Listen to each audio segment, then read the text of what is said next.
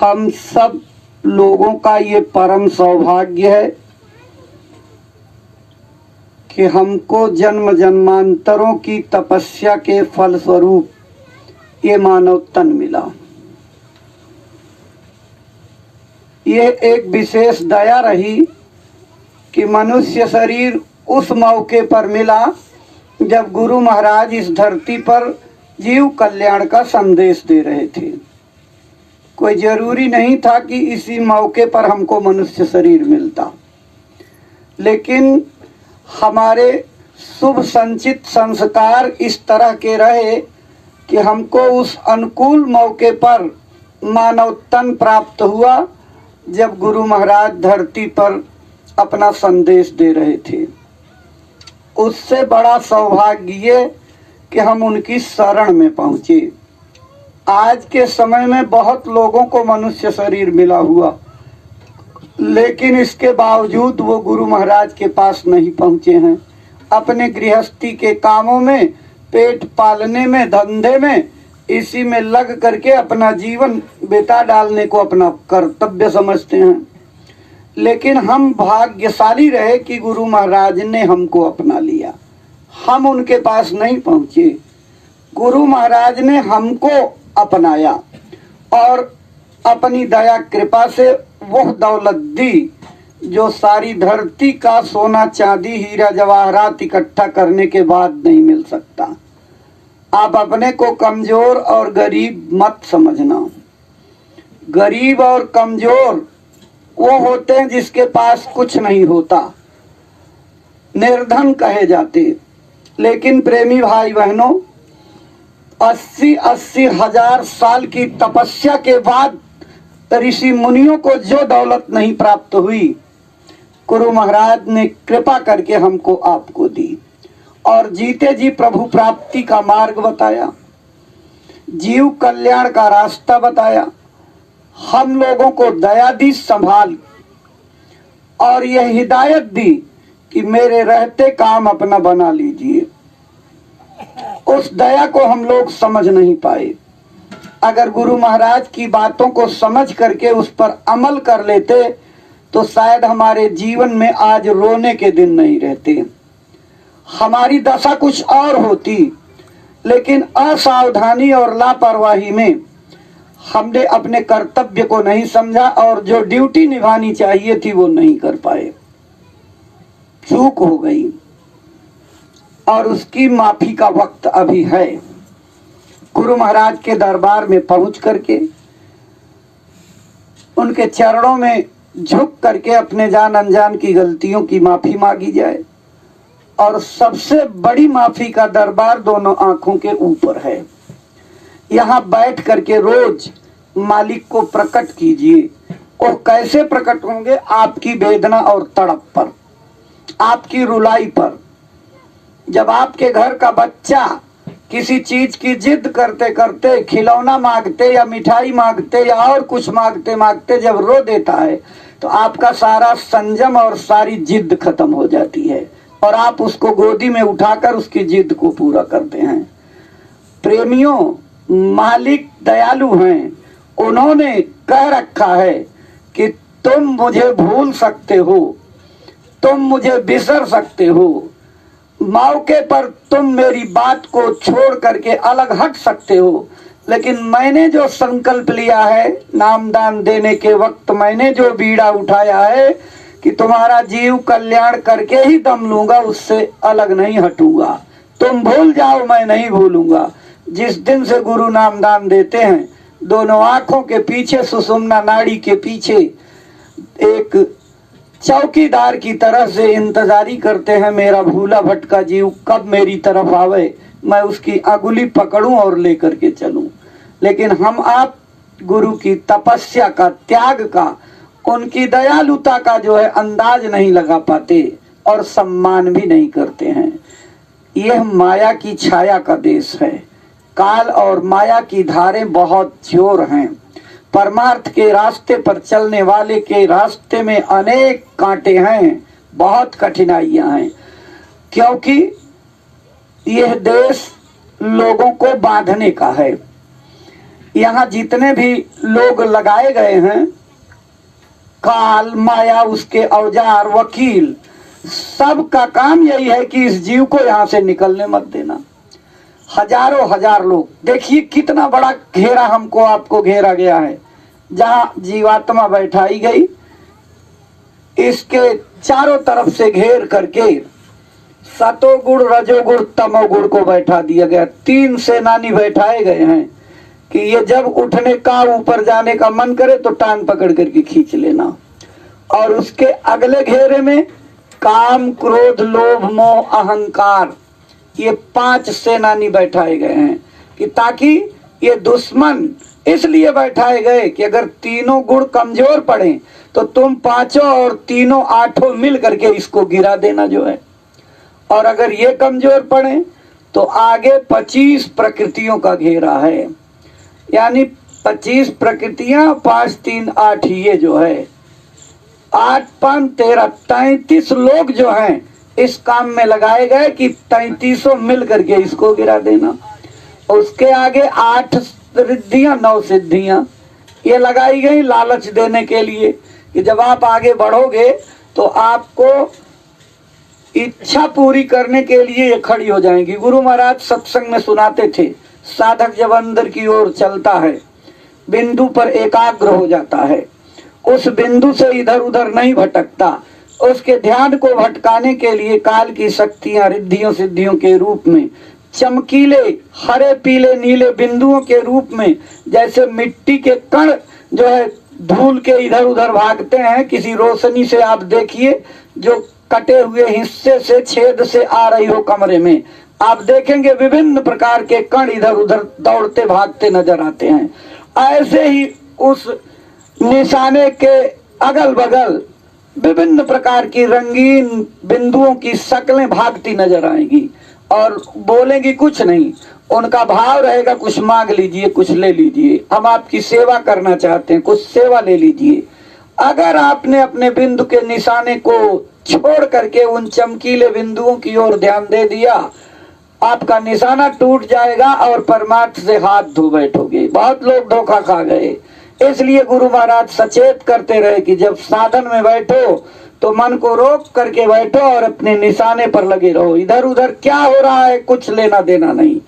अगर आप उनकी ओर नहीं देखोगे तो वो क्या करेंगी, फौरन छल कपट करके विभिन्न प्रकार की औरतों का रूप धारण करके और रंगीन बिल्कुल चमकते रेशमी कपड़ों को पहन करके आपके सामने हाजिर हो जाएंगी और ऐसा हाव भाव दिखाएंगी, कुछ मांग लो, कुछ ले लो, सारी दुनिया का राजपाट दे दें, सारे हीरे जवाहरातों से घर भर दें, औलाद नहीं है बच्चे दे दें, और क्या चाहिए मांगो, जो कुछ मांगोगे सब दे देंगे।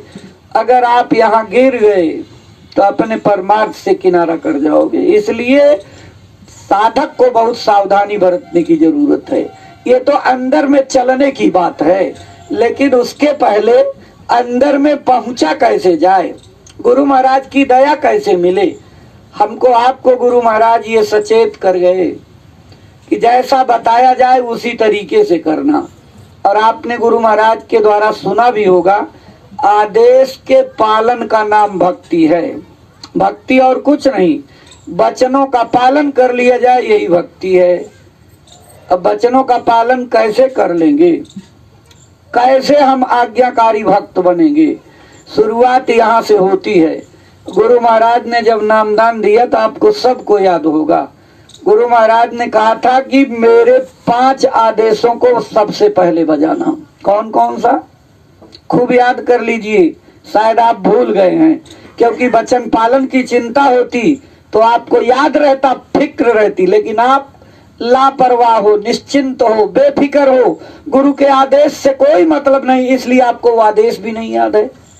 नाम दान देने के पहले गुरु जी ने क्या कहा था, घर द्वार छोड़ने की जरूरत नहीं है, बाल बच्चों को छोड़ने की जरूरत नहीं है, जंगल जाने साधु बनने की जरूरत नहीं है।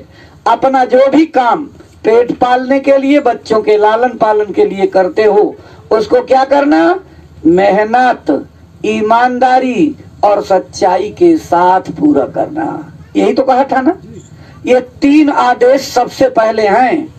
अगर इस चीज को भूल जाओगे तो परमार्थ में एक कदम भी आगे नहीं बढ़ सकते। इसलिए एक साधक के लिए सबसे जरूरी विषय यह है कि वो पहले आदेश का पालन करे, ईमानदारी से, सच्चाई से और मेहनत के साथ अपना काम करे। अगर ये 3 चीजें आपने अपने जीवन में उतार लिया तो परमार्थ का रास्ता खुला हुआ है, कोई उसमें बाधा नहीं आ सकती। लेकिन अगर इन 3 चीजों पर आपका ध्यान नहीं रहा, आप समझते रहे कि जैसी बेढंगी जाल पहले चलते थे उसी चाल में चलते रहेंगे। अरे नामदान ले लिया, कोई बात नहीं, काम अपना बने तो उसमें झूठ बोलने में क्या हर्जा है। आलस करके अपने काम में थोड़ा सा कोताही करने में क्या हर्जा है, और बेईमानी करके कमा लेने में क्या हर्जा है। अगर ये भावना हो गई तो 1 घंटे नहीं 10 घंटे बैठ करके कान में अंगुली डाल करके बैठोगे, साधना करोगे, एक भी बूंद आपको दया की नहीं मिलेगी। इसलिए सत्संगियों, नामदानी सत्संगी होने के नाते पहला कर्तव्य है कि मेहनत, ईमानदारी, सच्चाई को अपने जीवन में उतारिए। दूसरी चीज, 2 बात और कहा है, बाल बच्चों की सेवा प्रेम और मोहब्बत से करना। ये 2 शब्द और कहा है, प्रेम और मोहब्बत से। अपने घर में बच्चों के साथ आपका प्रेम व्यवहार बिल्कुल साधु की तरह से होना चाहिए। आप साधना करने वाले साधु हो, रंगीन कपड़ा पहनने वाले नहीं, तिलक चंदन वाले नहीं। आप जो है दुनिया में टहल करके भीख मांगने वाले साधु नहीं। अपना खुद की मेहनत से कमाओ, खुद मेहनत की रोटी खाओ और आए गए का सत्कार करो, दूसरे की सेवा करो, बैठ करके मालिक का भजन कर लो। ऐसे साधु हो। ऐसे साधु को हमेशा प्यार का। अभी देखा हमारे शर्मा जी प्रार्थना कर रहे थे, ये प्रार्थना हमको कितना गंभीर बना देती है। लेकिन केवल जैसे श्मशान घाट पर जाने पर सबका दिल जो है एकदम हो जाता है कि दुनिया छोड़ करके जाना, लेकिन लौटने पर सब फिर वैसे हो जाता। ठीक ऐसे ही प्रार्थना की लाइन कितनी हम अपने ऊपर उतारते हैं। बहा दो प्रेम की गंगा, दिलों में प्यार का सागर, हमें आपस में मिलजुल कर प्रभु रहना सिखा देना। प्रार्थना करते हैं, लेकिन हम अपने दैनिक जीवन में आपस में कितने प्रेम मोहब्बत से रहते हैं, ये खुद से जांचने पर रखने की चीज है। अगर हम प्रेम आपस में नहीं पैदा कर पाए तो परिस्थितियां खराब होंगी और दुर्दिन आने वाले हैं। इसलिए गुरु महाराज तो प्रार्थना गा करके कहते थे, बढ़ाओ सभी प्रेम आपस में, अब भी नहीं तो दशा ये तुम्हें खा रही है। ये दशा लील जाएगी, आपको चबा जाएगी अगर आपने आपस में प्रेम नहीं बढ़ाया। इसलिए प्रेमी भाई बहनों, हमको सब में आपस में इतना प्रेम पैदा कर लेना।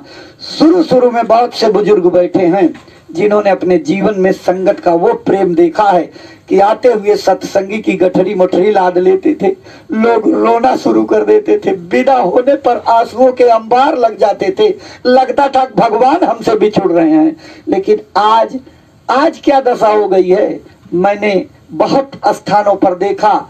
आज का सत्संगी अगर भूला भटका रात को 11 बजे पहुंच जाए, किसी की दरवाजा खटखटाए तो लोग भीतर से मालिक क्या कहता है, चुप रहो, बोलो नहीं तो अभी 11 बजे रात को चूल्हा जला करके फिर रोटी पकानी पड़ेगी। हमारा आपका प्रेम कहाँ चला गया? इतने दिन से क्या सत्संग हमने सीखा? इसलिए दूसरी जरूरी चीज यह है कि हम सब जीवों के अंदर, सब प्रेमियों के अंदर गुरु महाराज को विराजमान समझें। अगर इस बात पर विश्वास करते हैं कि नाम दान देने के बाद गुरु हर आदमी के पीछे बैठ जाता है, तो इसका मतलब सबके अंदर तो गुरु महाराज विराजमान हैं। हम गाली किसको देंगे? गुरु जी को। अपशब्द किसको कहेंगे? गुरु जी को। चाटा किसको मारेंगे? गुरु जी को। गाली देंगे गुरु जी को।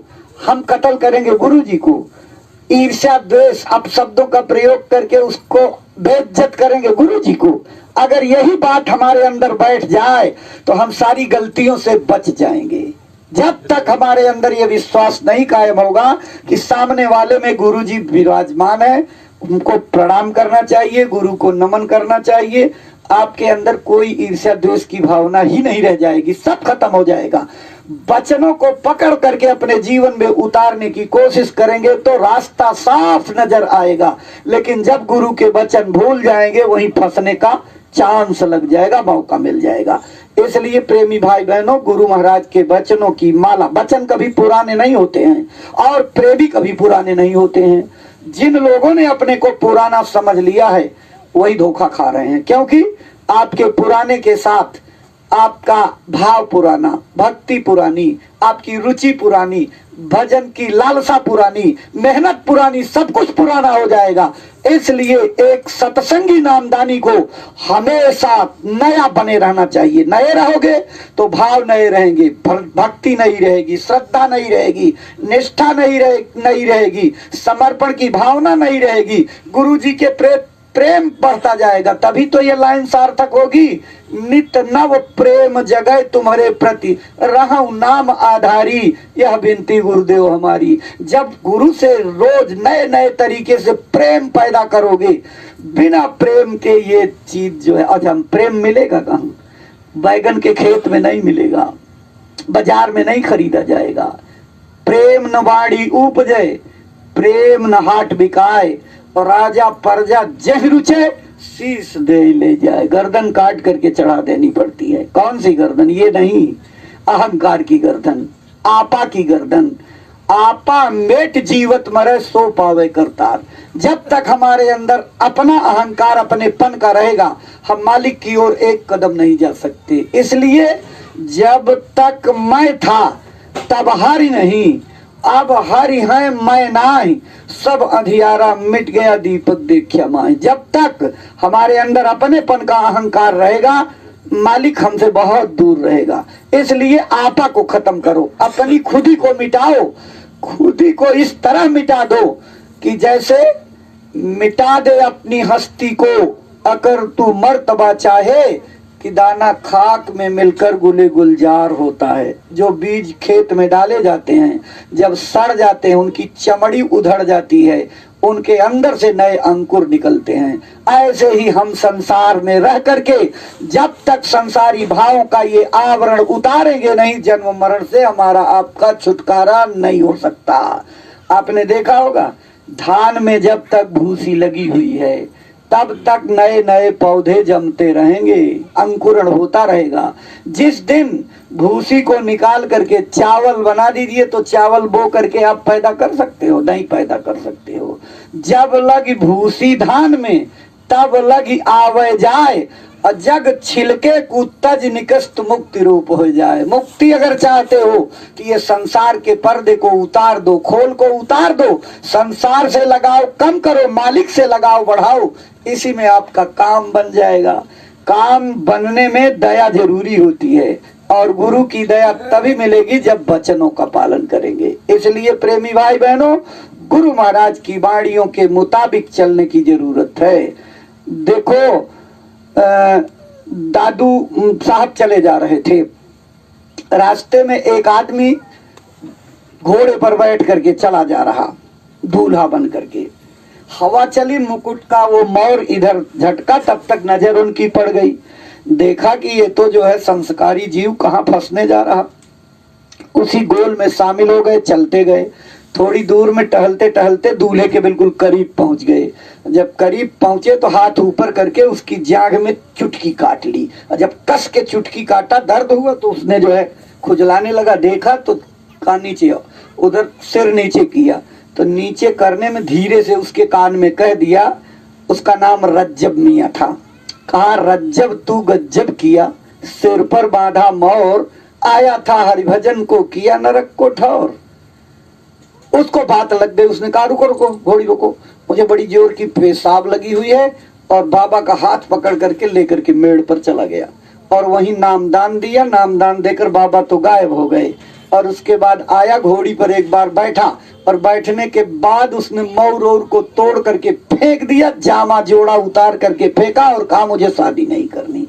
तो लोगों ने पता लगाया क्या हुआ। किसी ने कहा कि एक साधु बाबा आए थे, पेशाब करने गया था, वही मिले थे। कहने पता लगाओ, बाबा तो अपना काम बना करके गए। और उसने जो है अपनी जीवन की पूरी चीज हासिल कर ली, परम लक्ष्य को प्राप्त कर लिया। और उसी ने ये लिखा, रज्जब रचियो राम सो तो तजियो संसार, वृक्ष फल नाही लगे बिना भये पतझाड़। जब तक पेड़ के पत्ते नहीं झड़ जाएंगे तब तक फल नहीं आएंगे। हमको आपको परमार्थ का फल चखना है तो ये संसार के पत्तों को झाड़ना पड़ेगा। बहुत दूर लगता है फल, ऊंचा तरुअर गगन फल, बिरला पंछी खाए, इस फल को सोई चखे जो जीवत ही मर जाए। जीते जी मरना ये कोई साधारण बात है? भगवान को वही पा सकता जो जीते जी मरना चाहे। है कोई आज की संगत में कोई आदमी मरना चाहता है? कोई चाहता है? कोई नहीं मरना चाहता है। तो भगवान से कोई मिलना ही नहीं चाहता। ये आवश्यक विषय है कि जीते जी मरने की कला सीखनी पड़ेगी। जीते जी मर जाओ करो ना तन की आशा, आशिक को दिन रात रहे सूली पर बासा। प्रेमी को फांसी पर लटकते फंदे की तरह से हमेशा मौत नजर आती है। जब मौत याद रहेगी तो आपके ऊपर इस दुनिया का कोई नशा नहीं चढ़ेगा, लेकिन अगर मौत भूल जाओगे तो सारे नशे आपके ऊपर सवार होकर के बर्बाद कर डालेंगे। इसलिए मौत को हमेशा सामने रखो। नाचती रहेगी तो आपको भजन की चिंता रहेगी। इसलिए प्रेमी भाई बहनों, आज गुरु दरबार में ये संकल्प करके जाइए, वादा करके जाइए कि नागा हो जाए लेकिन भजन का नागा नहीं करेंगे। यही जीवन की असली दौलत है प्रेमियों। गुरु महाराज ने इतना प्रेम से ये दौलत दे करके हमारे आपके कल्याण की बात की, लेकिन सुनहरा मौका निकलता जा रहा। वो मौका अपने आप को क्यों ले आना चाहते हो कि गुरु महाराज को कहना पड़ा। लोग मौके पर बात को पकड़ नहीं पाए, इसलिए कबीर साहब के जीव अब भी मेरी संगत में नामदान लेकर के भटक रहे हैं। अगर वो पा करके नाम और अपना काम बना लिए होते तो इतनी पीढ़ियों तक क्यों भटकना पड़ता। इसलिए प्रेमी भाई बहनों, कभी ना कभी तो भजन करना ही होगा। तो जब बाद में शुरू करोगे तो आज क्यों नहीं शुरू हो सकता। टालने की आदत को आप बंद कीजिए, आनाकानी मत कीजिए, डट करके उतारू हो जाइए कि हमको अभी कर लेना है। सांसों का क्या भरोसा कब पूरा हो जाए। वादा करते जा रहे हो, आज नहीं कल कर लेंगे, कल नहीं परसों कर लेंगे। महात्मा तो ये कहते हैं वादा मत करो, काल करे सो आज कर, आज करे सो अब, अपल में परलय होएगी बहुत करोगे कब। अब आप अपने मन से बदल देते हो, आज करे सो काल कर, काल ही करे सो परसों, अब ही से करके क्या करोगे। जीना है तो बरसों, बरसों जीने की आशा में अपना समय बर्बाद कर दे। इसलिए बात बदलो मत, बात वही रहने दो, उतारू होकर के अपना काम बना लो। ये गुरु महाराज की दया से बहुत बड़ा मौका है। इसलिए आप सेवा करो, भजन करो और दूसरों से भी सेवा और भजन करवा लो। यही आपकी सबसे बड़ी भक्ति होगी। सेवा करना उत्तम चीज, भजन करना उत्तम चीज, लेकिन अपने तक सीमित रह करके जो अपना काम बना लेना ये खुद गर्ज कहा जाएगा, स्वार्थी कहा जाएगा। लेकिन खुद भजन करके और लोगों से भजन करा लेना, खुद सेवा करके और लोगों से सेवा करा लेना, ये महापुण्य का काम है। इसलिए खुद सेवा करने का भाव बनाइए, लोगों से सेवा लेने का भी इरादा रखिए। अब क्या करना है आपको, हर गांव में भजन केंद्र बना दीजिए। आप जहां रहते हो, गांव में इकट्ठा होने में दिक्कत हो तो हर घर को भजन केंद्र बना दीजिए। प्रेमियों, ये बहुत बड़ा रामबाण है, अमोघ अस्त्र है आने वाली मुसीबतों से बचने का। अपने घर में भजन केंद्र बनाओ और घर के 4-5 प्राणी जो हो वही 1 घंटा बैठ करके भजन करो। आपका किया गया भजन आने वाली दुनिया की आफत को खत्म कर देगा। आप इस राज को अभी नहीं जानते। अनंत नाहक गुरु महाराज भजन केंद्र की स्थापना करो नहीं कहते गए। महाराज जी इतना जोर दे रहे हैं, इसमें बहुत बड़ा राज छिपा हुआ है, लेकिन हमारी टाल मटोल की आदत है, हम इधर से सुनते हैं इधर निकाल देते, इसकी गंभीरता नहीं समझ रहे हैं। जानते हो इसका कितना बड़ा, जो जहां भजन केंद्र बना करके आप भजन करते रहोगे, वहां की हवा जहां तक फैलेगी वहां तक लोगों का कोई बिगाड़ नहीं होगा, ये गुरु महाराज कह गए हैं। नजर भजन करने वालों की जहां तक जाएगी कुछ नहीं होगा, लेकिन आप जब भजन सच्चे दिल से करते रहोगे तब ना, इसलिए भजन केंद्र बनाओ। और गुरु महाराज ने 70 से 80 के दशक में जो भविष्यवाणियां की, वो सारी भविष्यवाणियां आपके सामने आ रही हैं। गुरु महाराज जब कहते थे नई नई बीमारी होगी, एक की दवा 100 में न मिलेगी, तब तुम कैसे जियोगे यार, जमाना बदलेगा। कहे जय गुरुदेव पुकार, जमाना बदलेगा। गुरु महाराज कहते थे ऐसी ऐसी बीमारियां आ जाएंगी, डॉक्टर इलाज करने से हाथ खड़े कर देंगे, डॉक्टर अस्पताल छोड़ करके भाग जाएंगे। आप वो सब चीजें अब याद कर रहे हो। अब एक ऐसे वायरस ने पूरी दुनिया को जो है अपने आगोश में ले रखा है और सारी दुनिया त्राहिमाम कर रही। अब ये तो शुरुआत है, इसमें तो 2, 4, 10 घंटे का 14 दिन का समय सुरक्षा के लिए मिलता, लेकिन आगे ऐसे ऐसे वायरस फैलने जा रहे हैं जो बस चटपट सब काम हो जाएगा। बस खड़े हुए आपके नाक में प्रवेश हुए, जान ले लेंगे, बस बेहोश हो जाओगे, कोई अस्पताल जाने की नौबत नहीं आएगी। वक्त आ रहा है। गुरु महाराज जेके नगर आसनसोल में सन 1973 में सत्संग करते हुए कहे थे, प्रेमियों आगे वक्त आ रहा है, बड़े बड़े सेठ साहूकार बोरे भर नोट भर करके कार में ले करके जाएंगे, गांव में बस्तियों में कहेंगे झोला भर अनाज दे दो। बोरा भर नोट के बदले झोला भर अनाज दे दोगे, लोग नोट भी गिनवा लेंगे, अनाज भी नहीं देंगे। कदाचित पा गए लेकर के जाते रहेंगे, रास्ते में पुलिस वाले मिलेंगे, कहें क्या ले जा रहे हो, भूखे थे बच्चे अनाज, लाओ मेरे भी बच्चे भूखे, वो बोतल छीन लेंगे, वो भी नहीं पाएंगे। जो है आपने वेनेजुएला का नाम सुना होगा, अभी जो है लैटिन देश है, उसमें रुपए की इतनी अवमूल्यन हो गई, यानी रुपया इतना नीचे गिर गया, वहां की मुद्रा, आपको ताजुब होगा, 1 लाख रुपए का 1 किलो आलू मिल रहा है और 3 लाख रुपए में 1 किलो चावल मिल रहा है। आपके यहाँ यही दशा हो जाए तो कितने लोग चावल और आलू खरीद पाएंगे? है इतना सामान, किसी के पास जो है भूजी भांग नहीं है, तो बताइए क्या करेंगे जो है। इसलिए गुरु महाराज के वचनों को याद करने के दिन आ गए।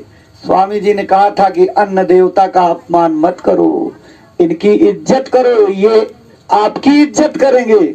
लेकिन अगर अन्न देवता का अपमान करते रहे, ऐसा अन्न का संकट देश में खड़ा हो जाएगा कि तुम नाली में गिरी हुई गलती हुई रोटी को देख करके सोचोगे कोई देख न रहा हो तो उठाकर खा ले, भूख मिट जाए। जो है ऐसा वक्त आपके सामने आने जा रहा है।